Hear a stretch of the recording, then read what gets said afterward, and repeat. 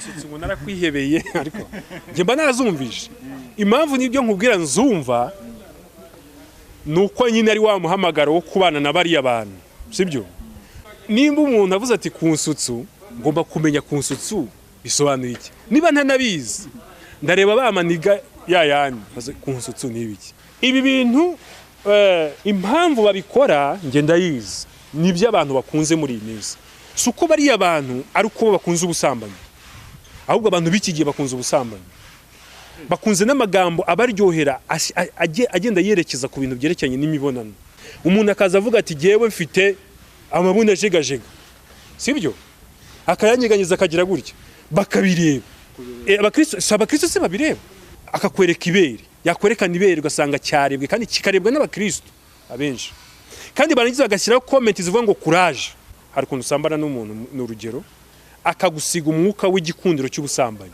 umuntu wese umubonye amubonamo ishusho amubona mu buriri byamubera akabona n'umuntu ubereye uburiri akabona imiterere yibereye uburiri akabona ingendo yibereye uburiri ari no mpamvu usanga hari umuntu usambana akava gusambana kazarira akavuga ati igisize ikintu gituma ibi bintu mbikora ndangiza kubikora numva ngiye najye kubikora hano kandi none ukuntu ziba zinakoze izo ndirimbo usanga zinaryoshye style zikozemo zinaryoshye nyine urumva yakumva samoya ndaba nayicometse phone kumva ni sawa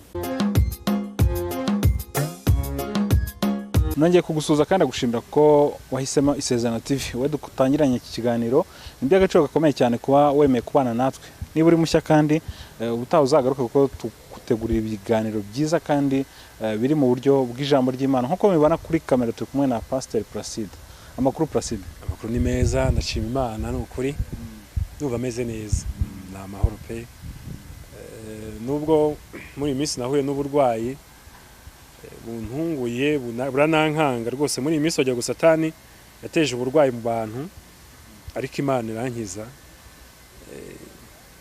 ntabwo byari byoroshye ariko namaze kubona rya jambo rivuga ngo umukiranutsi ibyago n'amakuba by'umukiranutsi ni byinshi ngo ariko Uwiteka mukiza muri byose nabonye ibyo bintu bimbayeho ni ibintu byambayeho birantungura ari mu gitondo gutyo bakunda ubyuka mu gitondo yakubona ukuntu ikintu kuguyeho burya gupfa cyangwa ariko Uwiteka nkizamo umunsi ndi muzima meze neza nubwo wenda ntavuga ko ntakiza ariko navuze nti ntago kurwara gushobora gutuma ntakorera Imana cyangwa ntavuga Imana oya kuko hari ibintu twivuga ngo yaba mu mvura Mana nzagukora turi gusenga mu butayu yaba mu mvura nzagukorera yaba mu biki ari ibintu rero abantu bajya bavuga ngo mu mvura bajya ngo ni imvura iyi ngiyi igwa gutya cyangwa mu kintu cyagiye bya bibazo biba byaje bikagutigisa ukabona nyine ugasigara ahantu uvuga ngo none ndagira nte biragenda gute ariko ndashimira Imana nyine ko yangejeje hano amahoro. Ese iyo umuntu avuze ngo uri pastor w'iniga ubyumva gute? Ntekereza ko abantu babagendera ko ntagira imyitwarire cyane ya gipasiteri. Hari kuntu padiri, reka ngwe nk'urugero, padiri iyo bari gusaba misa dusabe Nyagasani Imana yacu, ukumva nyine hari ukuntu abijyana. Iyo rero haje mundi mu padiri bakaba bamwimika bakaza avuga nk'uko turi kuvuga gutya, babona ko ari padiri ufite iyindi mibereho itandukanye na ya yindi.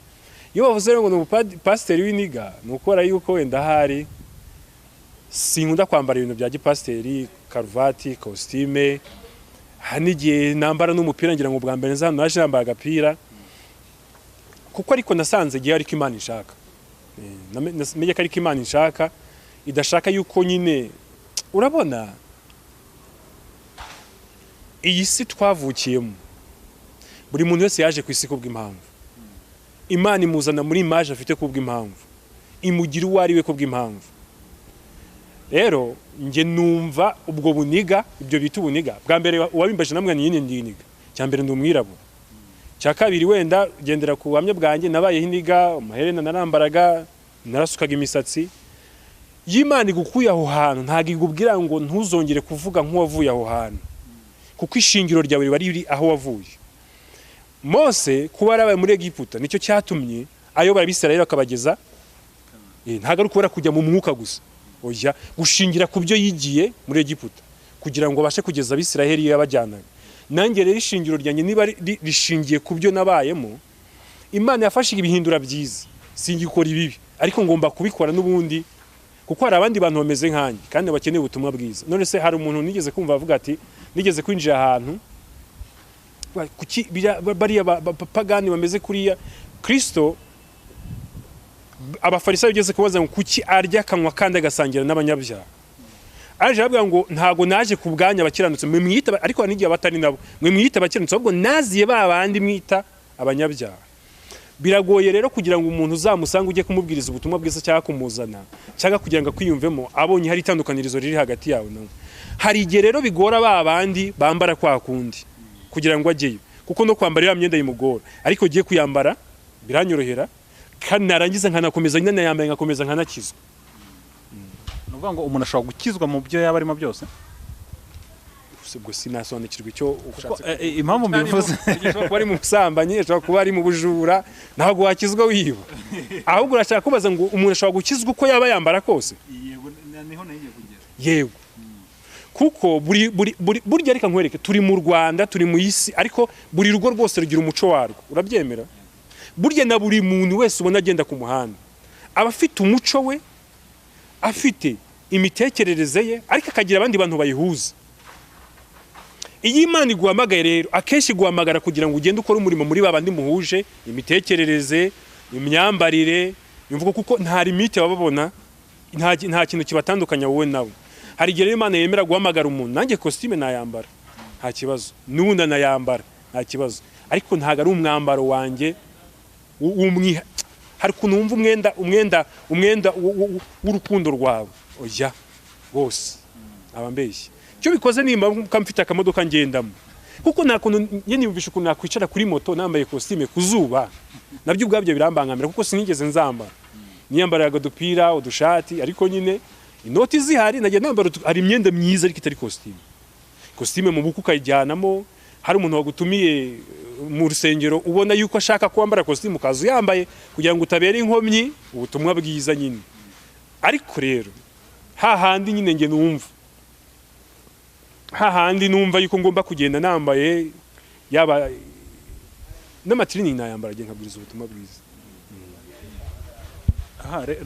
Ubuniga ntago nabuhakana, mu magambo make nsoza ntago nabuhakana.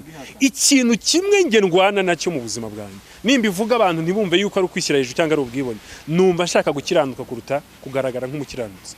Kuko ikintu numva ndwanira ni iki, nimba tubanye ukambonamo agakiza nibyo byiza. Yesu hari igihe kigeze kugeraga bigisha bakajya bigisha bavuga ukuntu bitwara ukuntu abantu bavuga ariko aba bantu ko batigishijwe bimeze gute. Bari abantu babanye nande baza kumenya ko ngo babanaga na Kristo. Numva umuntu ngewe nkeneye ko mbona neza ari umuntu tubanye, apana kumbona ku mana ngenda ngo uhite uvuga ngo ngushyize muri icyo washyiramo cyose, ariko byibuze ubuhamya bw'uwo twabanye butandukanye n'ubwo umuntu mbonye mu muhanda ngenda. Nicyo ngewe numva nshishikarijwe kurusha ibindi. Reka ubushize tuganira hari ibintu twavuzeho bya slang, ariko tubica hejuru. Urimo uvuga utaba pasiteri bakwiye no kuzimenya kugira ngo bamenye ibyo bigisha. Uyu munsi hari indirimbo nyinshi usanga zasohotse ngo za kunsutsu, ngo za saa moya, kunsutsu ngo narakwihebeye, ariko nge mba nazumvishe. Impamvu nibyo nkubwira nzumva nuko nyine ari wa muhamagaro wo kubana na bariya bantu, sibyo? Nimba umuntu avuze ati kunsutsu, ngomba kumenya kunsutsu bisobanuye iki. Niba ntanabizi ndareba bamaniga yayandi kunsutsu nibiki, ariko ibyo ari byo byose kuri akiyo sinayibayemo. Uko ururimi rwahinduka rwose iyo warwumvishije utumva aho biganisha neza bakabihakana, ariko urabyumva ukabimenya. Sirenge rero impamvu navuze abapasiteri kwiye kuzimenya. Impamvu ya mbere, urubyiruko ruzaza mu rusengero, hari igihe ashobora kukubwira ururimi nturwumve, nta ushobora kumva ari kuvuga sirenge ukagira ngo n'ububandi, ariko niyo si abayemo. Umuntu ashobora kuba akoresha sirenge runaka ariko atari ububandi, ahubwo nibyo yakuriyemo. Ashobora kuba nakiranuka ari abantu bafite imitima myiza kurusha abarokore muzi hano bambara neza, sibyo? Akaba ari umwana mwiza, akabafasha abantu benshi, akabagira abantu benshi, ariko ugasanga uko umureba inyuma nuko ari imbere bitandukanye. Rero kumenya ziriya sirenge icyambere nuko nuwo bazishukiramo, ko narabivuze ko ari abantu ugira gutya nuko bakamuhamagara mu rugo ngwino tuganira ijambo ry'Imana kuko bazi yuko ari ryo bamufatiramo. Bagira ati tugiye kugira gute tugiye kujya gufata amano kuko nabibuzeho. We ntamenye ibintu byavuzwe kuko ntiyigeze ashaka kumenya ibiri hanze. Uri kumva? Kutamenya ibiri hanze rero bigatuma amera nkaho bamukubitiye mu gafuka nyine nkuko babivuga. Bakamugurisha araho ngaho. Ariko iyo ubizi bavuga ibi ngibi no kuvuga ngo twebwe abarokore twari dukwiye kuba tuzi biriya zira serenge bakoresha ahubwo bo batazi zacu kuko twe twavuye aho bari sibyo ariko aho turi ntibahari. Niyo ngo twagakwiye kuba dufite ubwenge burenze bumwe. Kuko niyo mpamvu Paulo yaneshaga abafarisayo. Yari umufarisayo w'abafarisayo ariko akaba n'umunyamwuka. Ntabwo yigize avuga ngo ndi umufarisayo w'abafarisayo. Siko yavuze se? Yari umufarisayo. Nanjye nyine ndiniga maniga ariko ni n'umushumba w'abashumba. Ndi umwana w'Imana ndakijijwe. Ibyo ngibyo ukamenye ko mu maniga ugenda ukabwira ijambo ry'Imana ariko ukanamenya yuko hari aho utagomba gukora kugira gutamukomeretsa ukabera inkomyi ubutumwa bwiza. Niyo mpamvu umushumba akuriye kuba yicara agategura uburyo aganira n'abantu batazi imvugo ze. Abarokore yagiye tuvuga ngo ndi kuri tekeri ndi rode bari hari imvugo tuvuga umuntu utari umurokora atamenye. Bisaba rero ngo twebwe tube dufite ubwenge bukora hariya bunakora hano iwacu. Uri kumva? Tugomba kuba turi sociable sibyo turi abantu bacishije bugufi. Niyo mpamvu Yesu yabanaga n'indaya. Hari ahantu indaya yazimusuka amavuta ku birenge ngo umufarisayo avuga ati uyu muntu yaza kumenya umuntu wari we ntababyemeye. Yesu ntekereza ko ababonaga ari kumusuka amavuta ku birenge babonaga ko Yesu ashobora kuba afite n'irari. Oya si byose baravuga ati ni gute ashobora kuba muretse akamukuraho biriya bintu igihe kingana gutya. Bivuze ngo nawe bamushinjije irari. Ariko we yagiraga ngo uyu muntu ntabwo ari kugira gutya gamujugunye. Yaba ari umufarisayo kugira ati batagira numbona. Uri ko arantu ngo Petero yageze agasangira n'abantu batajabitse intoki. N'uyu ngo yabona ba Paulo baje akinyufura babantu. Noneho Paulo atangira kumuhugura. Ambwira ati niba uri gusangira n'abantu ubizi neza ko ibyo uri gukora nta cyaha kirimo. Kuki ubona bene se ugashaka kwigira nkaho bari abantu bajugunye ku ruhande. Mbese kwerekana ko ngewe ntajya nganira n'abantu b'abapagani. Abantu benshi bajya bakunda kubikora. Bari abantu b'abapagani ntituvugana, bari abantu b'abapagani ntagara abantu banje. Bariya nibo bantu nkenenge kubana nabo kuko bari nibo bakeneye kumenya ibyo nzi. Nawe umurokoro bamubwira ijambo ry'Imana watangira umurongo akawusoza undi akakubwira ko anabizi kukurusha. Ahubwo gihe hari ikintu kimwe namaze kwitegereza. Hari abantu bari hano hanze ahangaha bubaha Imana no kurusha bita abantu b'Imana. Kuko kenshi nujya no kumva n'ibintu bavuga bati kuby'Imana byo nta comment. Ako nuzariya za comment zivuga ngo aba ningegera, aba nibisambu, aba nabateka mutwe, aba si Imana bakorera. Buriya n'abantu bigeze bajya mu rusengero bandika birabi. Umuntu utarajya mu rusengero utazi niba ari ukuri cyangwa atari ukuri. Warabireba akabyihorera. Akavuga ati nzabamenya nimba ari ukuri cyangwa atari ukuri. Izi ndirimbo rero hari ibintu bajya bakunda kuzishinja ngo Munamba ngo sinzi ngo igare ko bavuga ko akenshi ziba zigisha ubusambanye ari nayo mpamvu bundi n'urubyiruko rudakwiye no kuzumva. Reka tuve no mu rusengero ahubwo ngo n'urubyiruko ntikwiye kuzumva kuko ngo izi ndirimbo hari ubwo usanga zigisha ubusambanye. Nawe niko ubibona? Habaho tubwiye ko sirenge zabo zizi urazumva. Habaho music ya entertainment yo kwishimisha. Noneho ibyo byo ndabyemera ariko ndaza kugaruka ku kintu kimwe. Kera nanjye nabanje gukora music ya Sekira. Umuntu yajya kuvuga ati bamuha interview kajya kuvuga ukumva aravuze ngo nyine ngo ubutumwa ntanga. Kera bavuga ko ari ubutumwa ngo nyine ngo bajye bumva ngo ubutumwa burimo ariko ntibakibivuga. Rero vizo interview nayo kera nkurikira ibi bintu byose kuva kuko ninjiye muri music muri 2008. 2008 ndakomeza nza kuza gukizwa bya music ya Sekira mbivamo njya muri gospel. Urumva nari imbazi neza.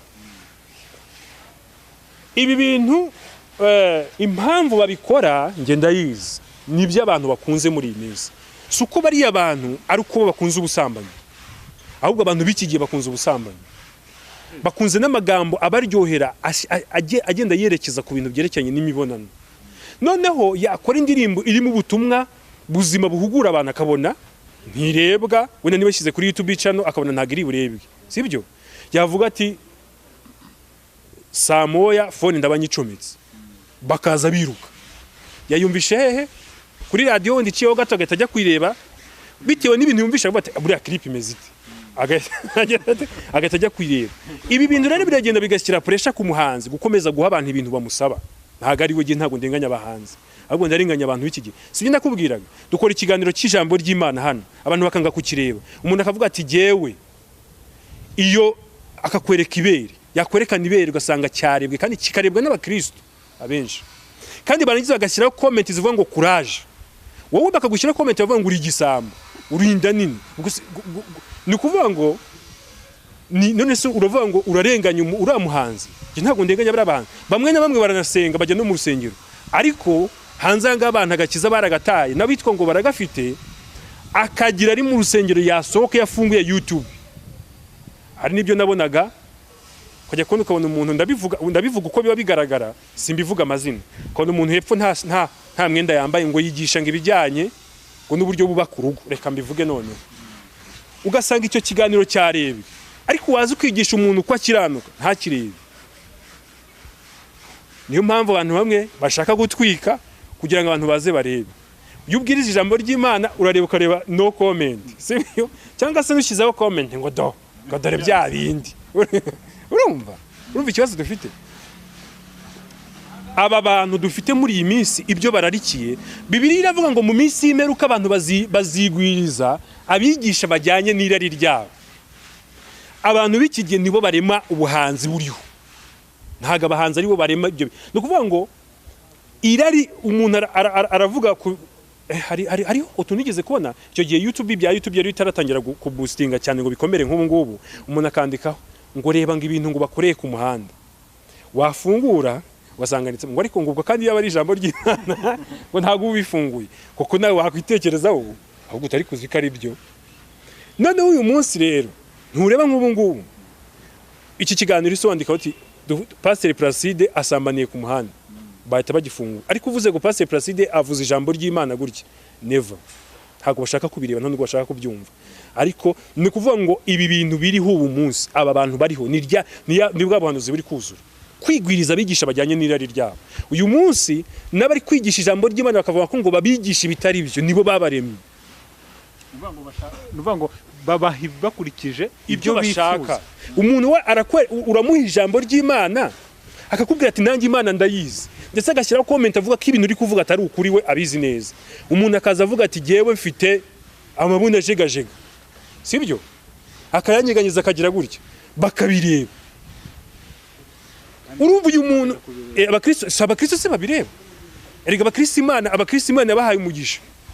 Abakristo b'uyu munsi ntabwo bameze nk'abakristo bo muri 70 na kangahe batagiraga smartphone. Muri iyi minsi abakristo Imana bahaye umugisha, bamwe Imana basezeranyije amasezerano yasoza. Uyu munsi ikintu bikorera ni ikisi, no kurirwa bireberera ibintu bipfuye. Uri kumva? Barangiza nuguhamagara kubwira ngo nsengera abazimu benshi ari bo wirirwa nabiteza. Ntabwo mvuze yuko ari ikibazo, ariko ndagira nkubwire ngo abantu b'iki gihe nibo barema abantu. Ibi byaha byose biri kuza, wenda ujya kumva ngo kane ntaza kwinjira mu guca imanza, ariko ni bya bintu byahano ngo mu minsi y'imperuka abantu bazigwiriza abigisha bajyanye n'irari ryabo. Hari igihe nigeze kwigisha ijambo ry'Imana ahantu, umuntu arandika muri comment ngo ariko nani nigisha ijambo mvuga ngo hari ahantu Yesu yafashe imigati arashimira, bamaze kuyishimira arayimanya, maze kuyimanyura ikwira abantu 5,000 gutabaremo abagore n'abana. Nigisha mvuga ngo icyatumye Imana itubura nuko Yesu yabanje gushima. Umuntu yarika muri comment ngo ariko kuki mutwigisha gusaba ngo mwatwigishije gukiranuka, nuko ntamubonye. Nagombaga kumubaza ngo niba uzi ko ukeneye gukiranuka kuki ushaka kunsaba ko mbikwigisha.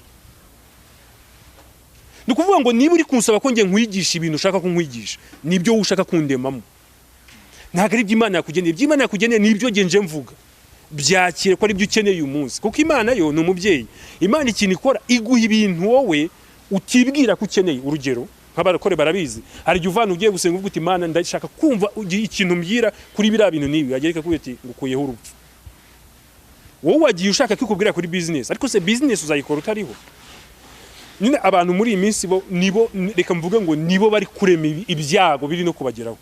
Ese iyo urebye ubusambanyi muri iyi minsi? Ubushize bari bavuze ko uzabivugaho, ubona ese koko ni bwinshi kuko nk'uko babivuga, cyangwa byari ni ibisanzwe n'ubundi niko byaba bimeze, ahubwo nuko wenda ari byo bamugana abantu bashaka kumva nk'uko bakomeje kubivuga? Iterambere rizana ibibi n'ibyiza. Kurya abantu bararikiye ibintu bisa nkaho ari ibyo, wenda navuze yuko barema abaririmbyi bakabaremamo ibihangano bari buhange, harimo n'abandi bantu babigenderamo nk'abana turimo turabyara, wenda nk'urubyiruko wenda ruri mu myaka 18 20 n'iki, iyo umuntu yumvishije ibyo bintu biramutwara, sibyo? Erega uzarebe iyo ukuze mu muryango bakubwira ngo ntuzagire utya ntuzagire utya, cyangwa uzagire utya uzagire utya, ibyo iyo wumvishe ibintu byarorohejwe ukavuka byorohejwe, ubikora nk'uko nguko. Ubusambanyi buriho kandi cyane. Nayo mpamvu nigeze kubivugaho, ingo nyinshi zitarimo zubakwa. Nari navuze ko nzababwira ukuntu imyuka Satani yateje mu bantu, y'abantu gusambana n'umuntu. Hari ukuntu usambana n'umuntu, n'urugero akagusiga umwuka w'igikundiro cy'ubusambanyi. Ndaguha urugero. Bari igikundiro? None se wari umuntu kugusambanya kwanze? Byitwa urukundo. Reka mbivuga uko biri. Gukurura abantu bakajya bumva bashaka gusambana nawe. Urugero, twigeze kuba turi ahantu turimo dusenga, nari kumwe na muramo wanjye, Imana mwakire mu bayo yitabye Imana, ndi kumwe n'undi mugabo, twari turimo dusenga, tukiri abasore. Twari turimo dusengera ahantu mu cyumba cy'amasengesho, twicaye ku karago turambije. Hinjiramo umukobwa. Uwo mukobwa ndakurahiye sinigeze mureba mu maso, ariko yaraje atwicara hagati. Akitwicara hagati buri wese umubiri wahise ushyuha. Ndavuga ariko ibintu bigenze bite? Noneho nsohoka ngiye gufata akayaga. Noneho ngiye gufata akayaga, mpura na wa muramu wanjye nawe asohotse.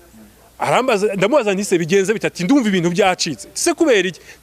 Noneho ndebye uwo mukobwa, murebye mu maso, nahise numva ashaka ko twaryamana.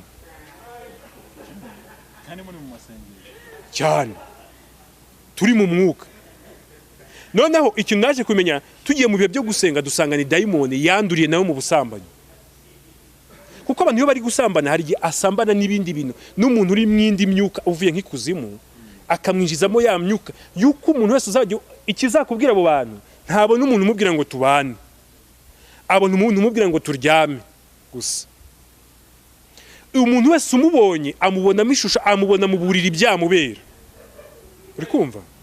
Akabona n'umuntu ubereye uburiri, akabona imiterere yibereye uburiri, akabona ingendo yibereye uburiri. Ushaka guheheta wese ni wazaho, umuntu ushaka kujya byose ugasanga niwe wumva ushaka.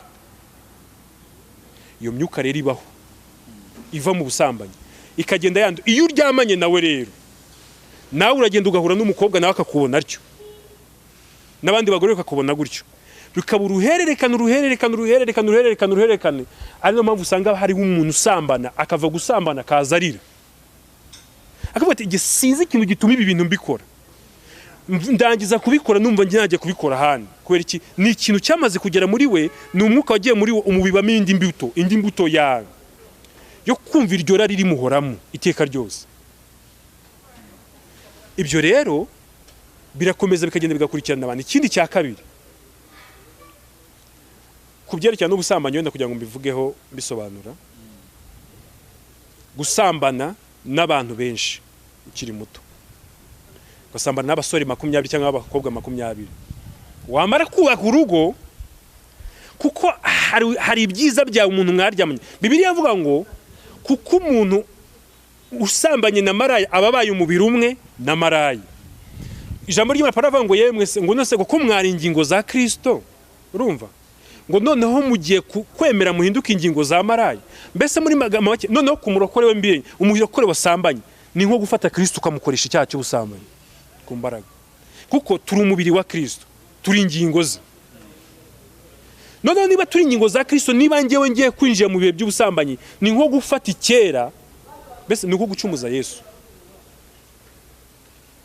Ubitekerezeho, wumve niba turi ingingo za Kristo, guhindukira ngafata rwa rugingo navuze ko rwa Kristo, ndetse mu ijuru rwanditse nk'urwa Kristo, nkajya kuruhindura urugingo rwa maraya. Noneho niba usambanye n'umuntu, hari igihango muba muhanye kuko muba mubaye umubiri umwe.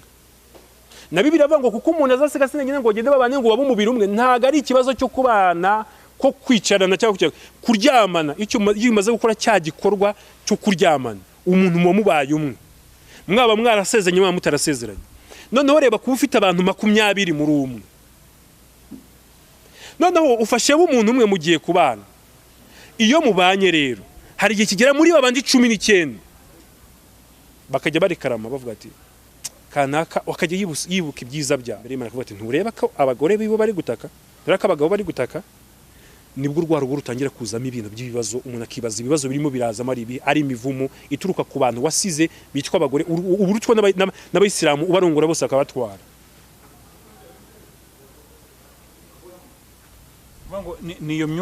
Iyo myuka mbega abantu bakura. Reka Satani ntashobora kugira ikintu aza gukora ku buzima bw'umuntu atabonye access yatanzwe n'umuntu, kuko Imana yavuze ngo tureme umuntu ase natwe batware, ubutware bwose twarabuhawe. Yewe n'Imana ubwayo yije gukora igitangaza kuri wowe mbere yuko ikigukora hibanza kugira ngo uyu burenganzira. Yesu avuze ngo ndi ku rugi ndakomanga, ngo niwumva ijwi ryanjye ugakingura nzinjira dusangiye. Ariko nudakingura bizagenda gute se? Na Satani nuko abari ku ruzi yakomanga, niwumva ijwi rye. Imana igeze kubwira Kayini yavuga ngo ibyaha biri kwitugatugira ku rugi rwawe, ni wowe biri gushaka, ariko ngo ugira ute ubitegeke. Bivuze ngo umuntu niwe uhamagara ikintu ngo kize. Ubu ntabwo turi bujye muri za karande, ariko rero na karande zinjira mu buzima bw'umuntu ari buzinjije, atari zo avanye hehe hanze kwa basogokuru, kugira ngo zizaba karande zigeze ku bana bawe, kuko ari wowe wabyinjijemo. Ba bantu rero mwasamanye, nihagira ubigisha ubaziko n'urugero, nihagira ugira gute azatangira kuvuga ati iyo nibanira na runaka, yajya ryama ajya atekereza akibuka wenda niba mwana nasambanaga, gatangira kwibuka byabi. Satani agatavuga ati man, niwe mureze tugira ntubireba se, akaza akajya mu rugo rwawe ibintu byose akabivuyanga, noneho akabura ingingo n'imwe ikurengera mu maso y'Imana. Urukumva kura ko ufite abagore benshi, ufite abagabo benshi, ufite imyuka myinshi ikugendagenda, ufite karande nyinshi.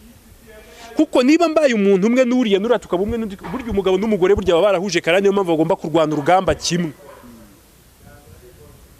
Ni nayo mpamvu ujye ubona umuntu divorce yashaka urundi rugo hakabigiye bigorana, kora yuko yabaye umwe n'uriya none agiye kuba n'umwe n'umwe. Wenda abadivorishije bambabarire ntago nshatse kubinjiramo, ariko ukuri n'ukuri. Iyo myuka rero igenda ikajegajeza ngo ugasanga n'uyu munsi rero niho bigeze. Abandi waba ugize mu gihe gufiansa, ugiye kurambagiza Satani akavuga ati dore arafiansa Margarita, Maria, Ana, ubwo ndi gukoresha amazina yakira kugira ngo atumva twatuzina twungungo ndabarwanyije. Bari hariya barategereje kuki ubu yataye.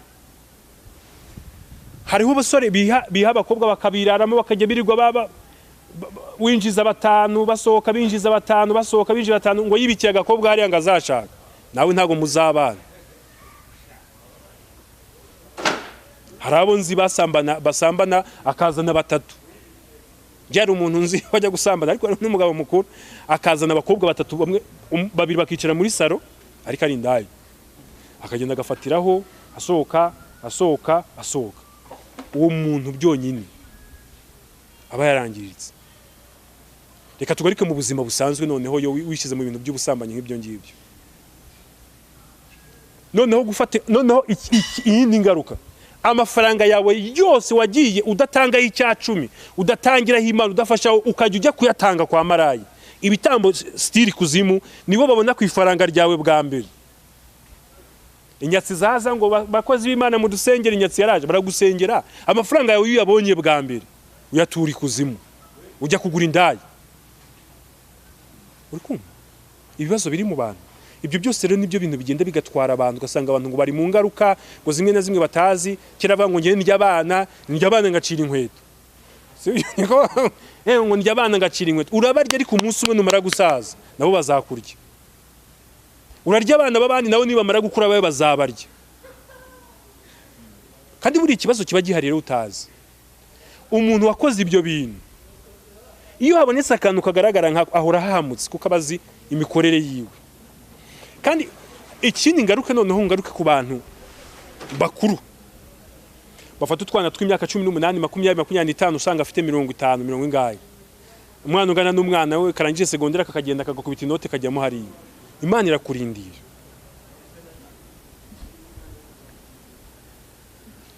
Yasezana ngo mpora abana gukiranirwa kwa base, nawe ubwo ukazajya kundi ukabona umwana wawe nawaje tukavuga ngo tubonye ishyano tugize gute, kumba ibintu byose nitwe twabyikuriye. Ibyo wakoze hariya nawe bigomba kukubaho. Ijambo ry'Imana ngo kuko Uwiteka atagikiranirwa ngo yibagirwe imirimo. None se imirimo yawe uri gukora Uwiteka azayibagirwa? Erega ntukajye mugira ngo imirimo Uwiteka yibagirwa atibagirwa, ntukagire ngo ni imirimo yerekeye gukorera Imana gusa. No gukorera Satani iyo mirimo yawe Uwiteka ntago azayibagirwa. Agazakiranirwa rwose, azayibuka. Akwishyure kuko umuntu icyo biba ari cyo asaba. Mvuga ngo nta yindi myuka abantu banduriramo hariya muri basanga. Ubushize rero bivuze ko uzadusobanurira imyuka abantu banduriramo hanga. Niyo ngiyo icyambere, iyo umaze gukora ibyo bintu biragenda bigakurikirana umuryango wawe. Abana bawe ugasanga nabo bari muri ibyo ngibyo. Niho za karande zihera, sibyo? Ugasanga ngo umuryango w'abantu ntibashaka. Wowe ni wabyubatse.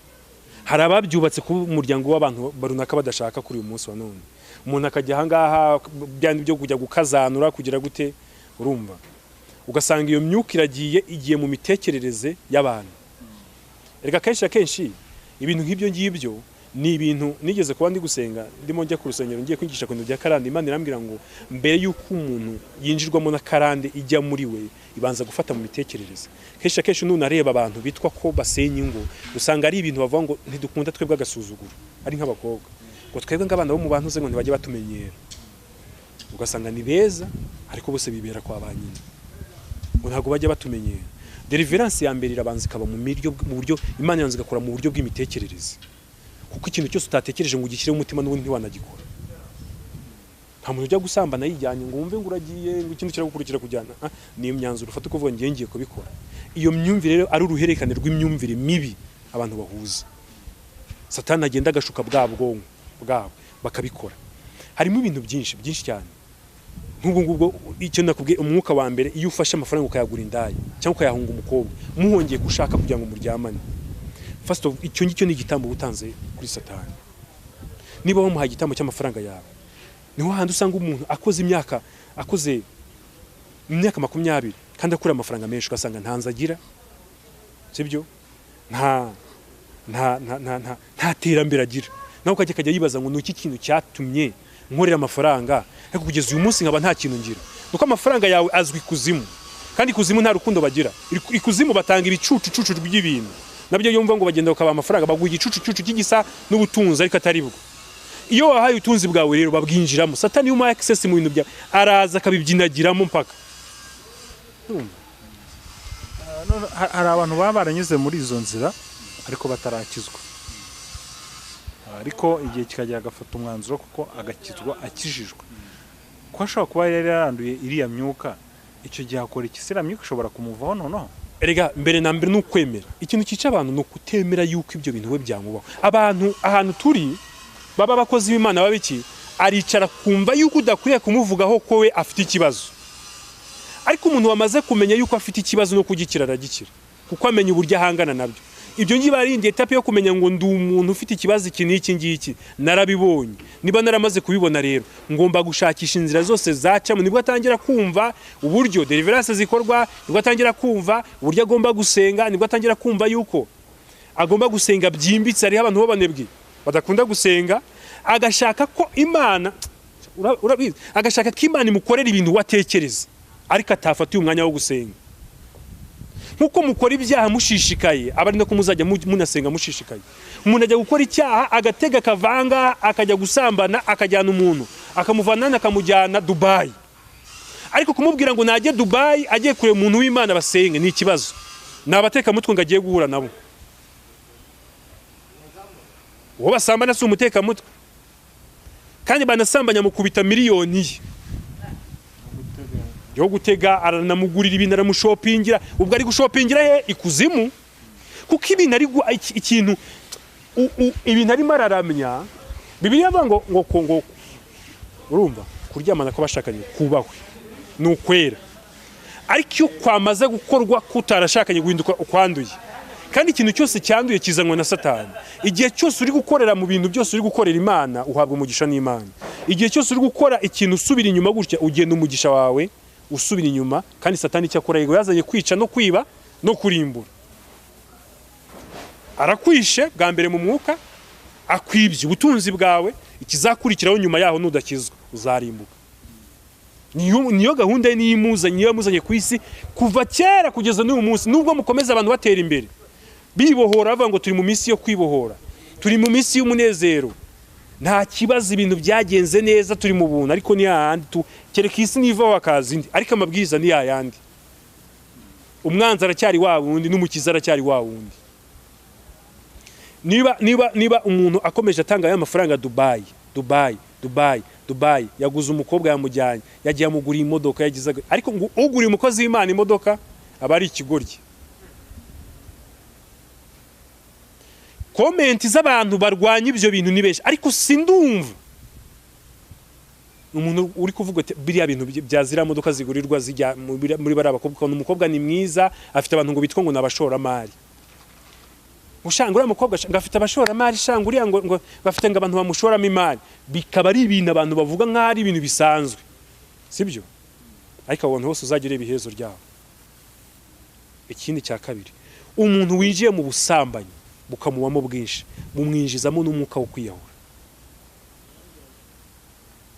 Kuko uko ugenda usambana hari aho bigera ugatangira Satani none akakugeza ku kigero atangira kukwibutsa ko nta gaciro ufite bitewe n'abagabo umaze kwakira, agatangira kukongora aciye kuri cyo kiravuga ngo wakwimanitse, nta gaciro ufite. Kuko automatically iyo umuntu akoze icyaha yakirengagiza, yakimenyaho, yakwihesha amahoro, kimubamo, kikagiteka ryose kigira gutya, kigatungumuka, kikazamuka, cyagera nkanga akakimira, akigira nko nta kibazo, kikazamuka kikamubwira ati ari kuri akakimira. Umunsi umwe rero kizazamuka gicana inyuma, kizamuka kijye ku bwonko. Aho rero Satani abagufite neza. Ahubwo ati rero ndi nkawe, Imana ntizakwemera, ndi nkawe nahita mbisoza. Ukajya kumva umuntu ngo yimanitse, afite ibintu yiyiziho mutamuziho. Ntabwo ari ngombwa ngo turondora abantu. Iyo uri umunyabyaha uba wiyizi, n'uri umukiranutsi ubizi. Ubyiyumvamo, hari umunezero wiyumvamo, kumva ko ari uwo bakiranutse, ari n'umubabaro, abantu bakagushima, bakagusingiza, bati ni umuntu mwiza, ariko ukajya uvuga uti ibyo bintu muvuga njye ntabyo niyumvamo. Buriya hari abantu tujya duhimbaza twavuga ngo ni abantu b'Imana, we yiyizi ko akeneye kuba umuntu w'Imana. Afite uburwayi, afite ikimungu, afite virusi, afite kanseri muri we, imumunga umutima agora mu gitondo kujya nimugoroba, ikizaba kubwira ntaryama ngo asinzire, ntabwo yasinzira. Ibyo byose rero ni ingaruka z'ibyo bintu by'ibyaha. Hari ibintu kera twajyaga twiga nimari kera nkiri mu Katolika, ibintu bitaga imizi y'ibyaha. Ibintu bigenda bishora bigahera ku cyaha, bikanyana bitambika bishora, gasanga bivayemo ikindi kintu kirekire. Noneho tukazabyita amazina, ariko imerero ryabyo ariko ikintu kimwe cyonyine umuntu yinjije muri we.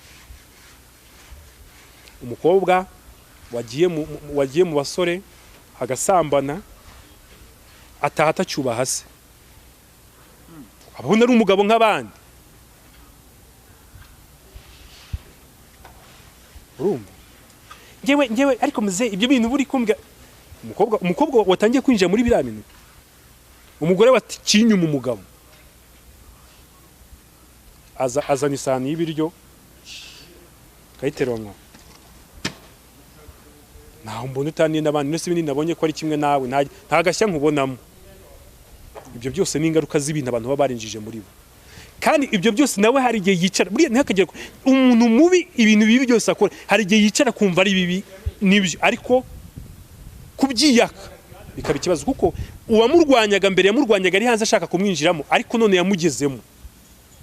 Kuko aravuga ngo umuntu asiga ikimwirukaho agasiga ikimwirukamo, cyamaze kugeramo imbere. Niyo mpamvu na Bibiliya ivuga ngo ni icyaha cy'ubusambanyi n'icyaha kibi, kuko gikorerwa mu mubiri imbere, kikanakora mu mubiri imbere, kikanagera no ku bugingo bw'umuntu. Urumva abantu binjiye muri by'ubusambanyi, agasambana akagera ku kigero gusambana byo gukora imibonano mpuzabitsina bisanzwe, yumva bitakimuhaza, agasigara bikora mu bundi buryo bupfuye, ndashaka kuvugira hano. benshi barabizi, bamwe bagatandukana, abagore n'abagabo batandukana bapfuye ibyo bintu. Izi ngo nyinshi mubona zisenyuka haba harimo ibintu byinshi byabaye abantu benshi batazi. Reka wenda turimo tunagana ku musozo turebe, hari indirimbo twahoze tuvuga avuga uti n'iby'isi ishaka ko bari abantu babaha. Ese none se ko isi ari byishaka ariko se byo nta ngaruka noneho bishobora kugira ku bandi bantu batashakaga kubyumva cyane. None se iyo hari abantu bajyaga bavuga ngo nakijijwe numvishije indirimbo y'Imana, nyumvishije numva amagambo arimo, numva nanjye nifuje kuba uwo muntu. Uwiteka niwe mungere wanjye sinzakena, ajyana mu cyanya cy'ubwatsi butoshye. Mukuri neza n'imbabazi bizanyoma w'iminsi yose. Wabyumva ukavuga uti ineza n'imbabazi bizanyoma w'iminsi yose, ukavuga uti nanjye nzaba mu nzu y'Uwiteka iminsi yose. Ukavuga ati ariko aho hantu wahajya, nanjye nkumva ubundi avuga ati mfite amahoro mu mutima, ndanyuzwe mu mutima wanjye, mfite indirimbo. Umuntu akavuga ati aranyuzwe, ariko ibyo bintu niba bikora koko reka ngende ndeye kubikora. Undi avuga ati rya umwana ucina inkweto, akabyumva. Uri kumva saa moya phone ndaba nayicometse, ni urugero ntanze. Ikintu cyose wumvishije inshuro nyinshi kigaruka mu buzima bwawe, kirageraho kikagukora hano, kigatangira kuba ubuzima bwawe n'imikorere yawe. Isi uvukiyemo iyo baziririza ibintu nawe urabiziririza, iyo babyoroshya nawe urabyoroshya. Ibyo bintu rero bikora ku bantu benshi, urumva bigahindura abantu. None se ko umuntu aba ari umuntu usanzwe, uri kumva, yamara kwinjira muri muzike gatakubitaho utuntu tangira kugenda dundika ntawe bimubwiye, ejo akaboha umusatsi, ejo agakubitaho tatuwaje zimanuka gutyo zibibona mu banyamerika n'ab'intanga barabikora. Kuki ibyo bintu bisa nkaho bihera imbere birimo biraguhindura ibintu byose wumvishije, kandi byose bica mu matwi. Uri kumva, bica mu matwi n'ibyo ubona. Uri kumva, uyu munsi clip z'uyu munsi zose ni abakobwa bambaye amakariso. Umwana w'umukobwa nawe kugira ngo abone ko hazashya hashyira uko yambaye iki ikariso, nibwo bamuha attention. Ikindi n'abantu bari gukora amaklipe y'uyu munsi nyine bashyiramo bari abakobwa bambaye ubusa no kugira ngo abantu babirebe. Uri ubirebye we agira ngo nibyo bituma umuntu amenyekana, sibyo? Ntabwo ujya ubona abantu ngo noneho kanaka ngo yashyize amafoto ngangana gutya ngo yambaye ubusa kugira ngo abe umustar, kuko azi ko ari byo abantu bashaka kureba. Uwo nawe yarangiritse mu mutwe, yangijwe n'ibyo yabonye, nawe ahise abwiriza ubutumwa nk'ubwo yabwirijwe, agiye kwangiza abandi. Niba wari umuzi nawe uravuga uti kanaka bishyizeho yambaye ubusa, reka nanjye mpite nshyira kuri Instagram nambaye ubusa. Nibyo nyine ngo bifite ingaruka kandi bigenda byafata zikomeye kandi zigenda zibara uruherekano. Kandi n'ikibazo uyu munsi ntabwo ubasha no kubibuza abana. Iyo ufite dekoderi mu rugo, ufite agateleviziyo hariya, urasohoka agashyiramo. Kandi none ukuntu ziba zinakoze izo ndirimbo usanga zinaryoshye, style zikozemo zinaryoshye nyine. Urumva yakumva saa moya ndaba nayicometse phone kumva ni sawa, ariko umukozi w'Imana muvandimwe Bruce atagira ngo namwihaye. Noneho reka wenda tunemere ko ibyo bintu atari byo yaragambiriye da nkuko babivuga, ariko uriya mwana waraza kumvamo ibindi bintu, cyangwa bamushuke ko icyo bavugaga atari phone ari ikindi bazaba bacometse. Uzi ikintu bibyara nabi, ikintu bibyara rero bibyara ko wa mwana bya bintu yumvishije azagera akabyapurika, kuko nibyo avukiyemo. None se nkubwire indirimbo tuza twumva z'ama hip hop kera, n'ibyo bibona nkabivugira hano abantu bakumva ko ndi kuvuga amagambo y'urukoza soni, ukumvamo ibintu wagira ngo uragasobanukiye ko Icyongereza, nawe ukajya kugateretesha ukavuga, bigahita byorohereza bya bintu ko bitabiba. Abazi hip hop z'abanyamerika ibintu biba birimo barabizi, zerekeye ku rukundo. Ntago bavuga urukundo nkuru nguru, babyerekeye ku bitsina gusa. Ngo money gang is doing something like ibintu nk'ibyo bipfuye. Ubyumvishe biragenda bikamukora. Noneho rero ikintu cyabaye aba bacu babikuye muri Amerika babizana hano babishyira mu Kinyarwanda muri Sirenge nabyo biba muri Sirenge zabo ariko zikamenyekana byose ubuse ko ngewe ari izo nzi z'icyongereza zishingiye kuri ibyo bintu kandi ntari umunyamerika